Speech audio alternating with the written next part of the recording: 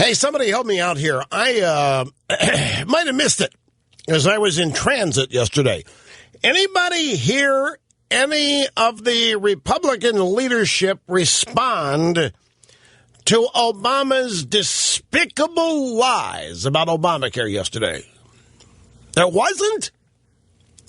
There wasn't any Republican response to that? You got to be kidding me. I was flying to, I was in transit. I had it on the television, and I'm watching this. I'm heading up to a celebratory occasion. I'm watching this thing, and it's ticking me off, this Rose Garden thing.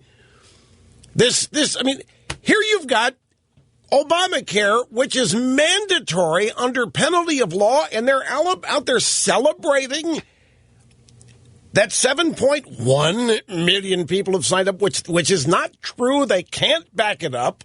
It's a phony number, as said yesterday, been documented by the UK Daily Mail Online, the RAND Corporation.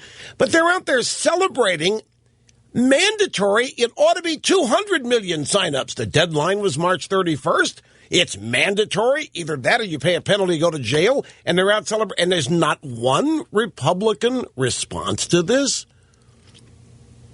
You mean I missed the brilliant stem-winder responses from Republican leaders? Or there weren't any brilliant stem-winders from, so what, are they leaving it up to me? As usual, leaving it up to the Tea Party? I have to tell you, by the way, greetings and welcome. Great to have you. Rush Limbaugh here at 800-282-2882. The email address, excuse me, lrushmore@eibnet.com.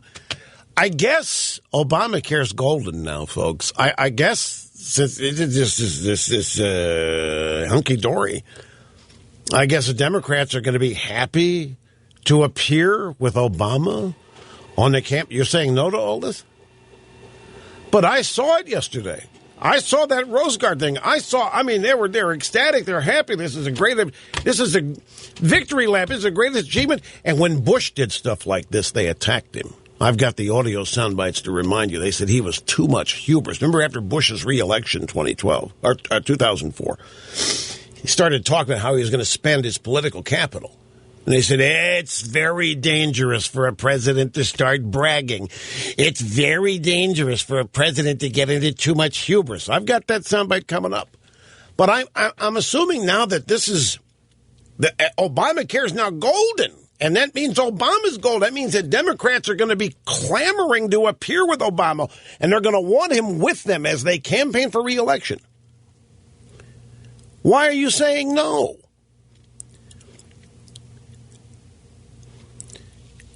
Well, what polls did I expose? I'll tell you one poll. You know what? Let me tell you one poll. Do you realize, I'm going to tell you, folks, that, even I got sucked in by this. And I'm not talking about the poll that you're talking about. I'm talking about actual ratings. CNN never got a ratings bump out of this Malaysian jet. The story that CNN's ratings were sky was absolute BS. They're still in the tank. They never moved out of the gutter.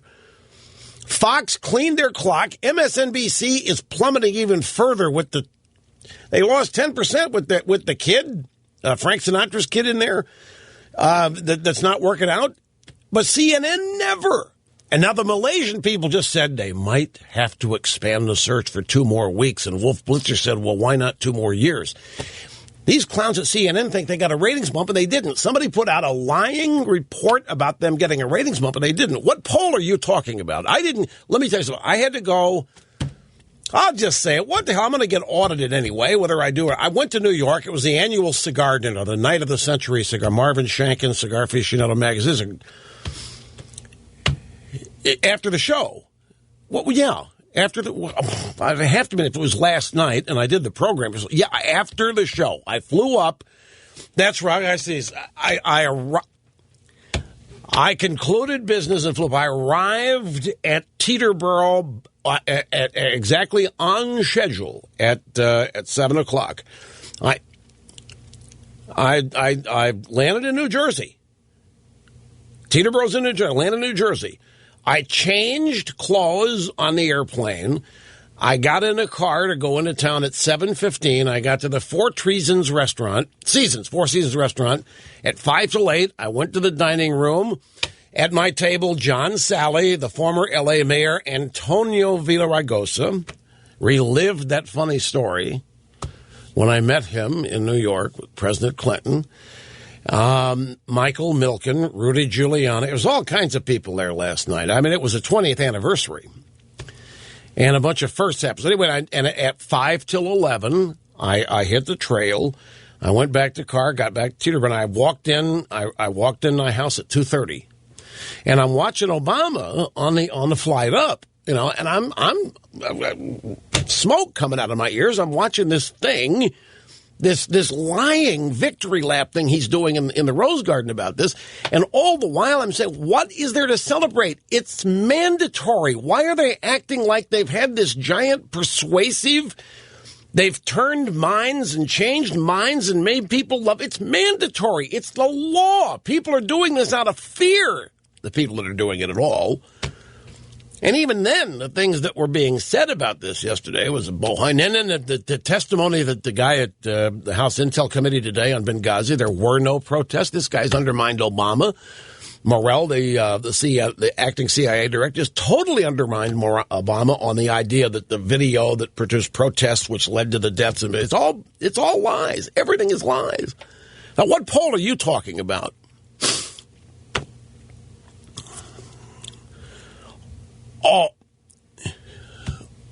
Oh, okay. All right. I haven't had a chance to check that. Let me check it real quick here then, because it certainly says that I caused the poll. Here it is. AP answers Rush without saying so, of course. Okay, so here's what they did. I get it. AP had a poll last week that showed 26% approval for Obamacare. And then we had yesterday the Washington Post ABC News poll that said 48% approval. So the AP has a story today to explain how that could be.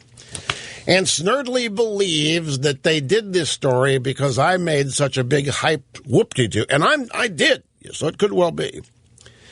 Polls often diverge by a few points, but it's rare to see well-respected polls come to opposing conclusions about the public's take on an issue.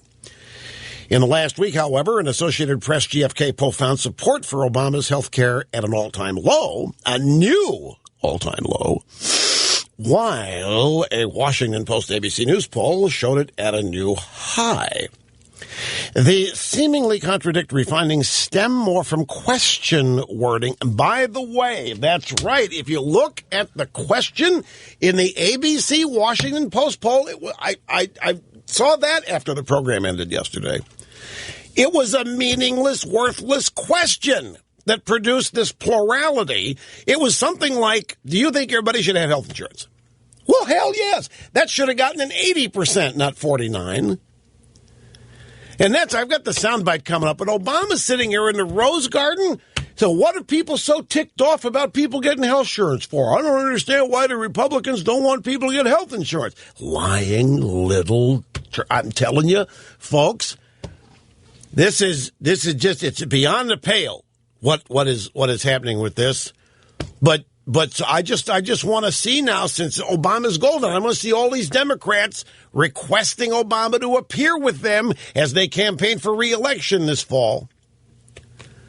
I'm sure that's going to happen because Obamacare, it now needs to be hung around every Democrat's neck like a flaming, never mind, I'm not going to say it. I'm going to connect me to the ANC. I was going to say necklacing, flaming tire. That's what Wendy Mandela did. But seriously, they need to hang this thing because they own it. This is all theirs, and this is,